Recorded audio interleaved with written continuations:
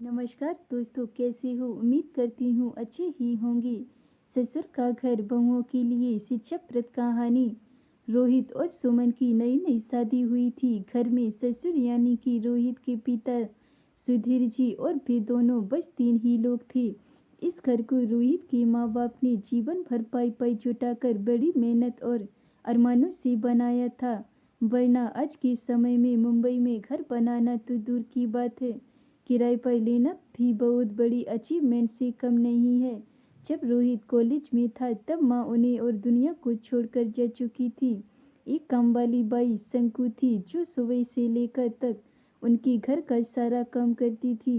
नई नई शादी हुई थी, इसलिए शंकु बाई का दिन भर घर में रहना सुमन को अपनी प्राइवेसी में बाधा सा लगता था। इसलिए अब शंकु बाई सुबह खाना बनाना, कपड़े और पोछा करने के बाद चली जाती और वापिस शाम को आकर खाना बनाती।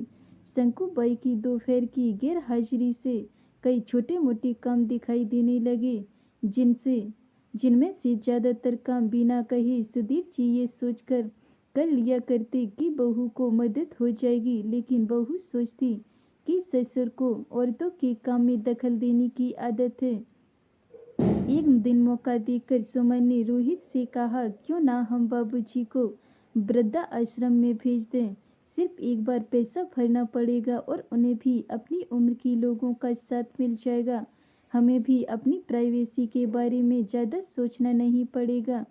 रोहित ने सुमन की बातों पर ज़्यादा ध्यान नहीं दिया।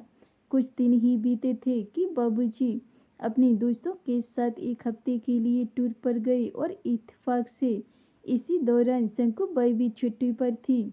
फिर क्या, सुमन को जैसा चाहिए था वैसा समय मिलने लगा। अब रोहित रेस्टोरेंट में खाना खा लेता और सुमन का काम ऑमलेट, ब्रेड या मैगी से चल जाता। खाना बनाने की टेंशन नहीं थी, लेकिन घर में निकलने वाले सारे काम तो अभी भी करने ही थे।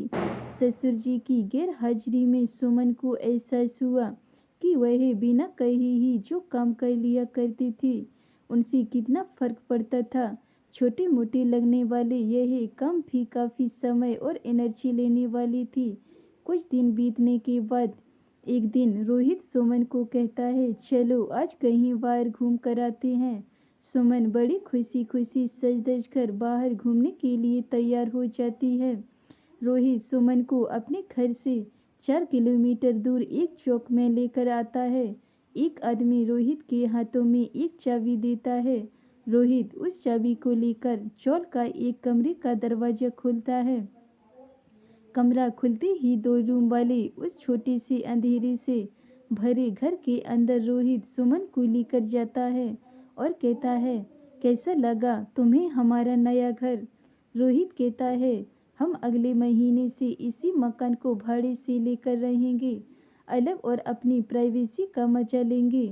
अभी मेरी आमदनी के हिसाब से हम इसी को अफोर्ड कर सकते हैं। रोहित का यह व्यवहार सुमन के समझ में नहीं आया। वह चौंकते हुए कहती है, हमारे पास अपना इतना बड़ा घर तो है, फिर क्यों हम भाड़े से रहेंगे? रोहित उसे टोकते हुए कहता है, सोच समझ कर बोला करो। वह घर हमारा नहीं है, वह माँ बाबूजी का है।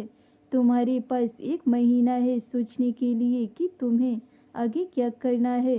दोनों वहां से वापस अपने घर लौट आते हैं। पूरे रास्ते सुमन के दिमाग में तरह तरह के विचार चल रहे थे। घर पहुंचते ही उसने रोहित से कहा, माना कि यह घर माँ बाबूजी का है, लेकिन क्या हमारा इस पर कोई हक नहीं है?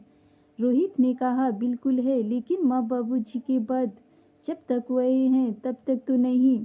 अगर तुम्हें हक समझ में आता है तो तुम्हें जिम्मेदारियां भी समझ में आती होगी। सिर्फ हक के बारे में सोचकर और अपनी जिम्मेदारियां भूलकर स्वार्थी होना क्या भला अच्छा होता है? सुमन के पास रोहित के इस सवाल का कोई जवाब नहीं था। वह सोचने लगी कि उसने अपने क्षणिक सुख के स्वार्थ के लिए इतने नीचे गिरकर ऐसी घटिया सोच अपने दिमाग में लाने दी। उसे मन ही मन पछतावा होने लगा। सुमन रोहित से बोली, मुझे माफ कर दीजिए, मैं सच में स्वार्थी हो गई थी। मुझसे बहुत बड़ी गलती हो गई। रोहित बोला, तुम्हें पछतावा हुआ है, मेरे लिए यही काफ़ी है। मैं तुमसे नाराज नहीं हूँ। बेटे और बहू का यह वार्तालाप सुधीर जी दरवाजे पर खड़े होकर सुन रहे थे। उन्होंने आसमान की तरफ देखा और बोले, भगवान तुम धन हो जो तुमने ऐसे बेटे को जन्म दिया है। उन्होंने दरवाजा खटखटाया। बहू ने दरवाजा खोला तो उनके हाथों में पकड़ी थैली से गरम गरम समोसे की सुगंध उनको आने लगी। ससुर ने अपनी बहू से कहा, वो कोने वाले हलवाई के पास से लाया हूँ, तुम्हें बहुत पसंद है ना।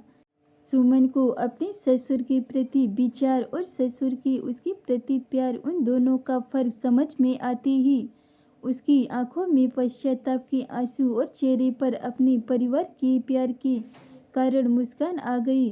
दोस्तों, इंसान दिमाग में दिन भर में हजारों विचार आते हैं, कुछ अच्छे कुछ बुरे, लेकिन किसी भी विचार को शब्दों में परिवर्तित करने से पहले उनको समझना बहुत जरूरी है। अक्सर विचार और वास्तविकता एक दूसरे से मेल नहीं खाते हैं। हमारे बुजुर्ग जो हमें बोझ लगते हैं, जिनसे हम बात बात में चिढ़ जाते हैं, और ऐसा इसलिए होता है क्योंकि हम स्वार्थी होकर सोचते हैं और हम उनके योगदान को समझ नहीं पाते। वह हमारे जीवन में बहुत अहम किरदार निभाते हैं। धन्यवाद दोस्तों। अगर ये मेरी कहानी आपको पसंद आई हो तो वीडियो को लाइक कमेंट शेयर जरूर करें, और अगर चैनल पे नए हैं तो चैनल को सब्सक्राइब करें।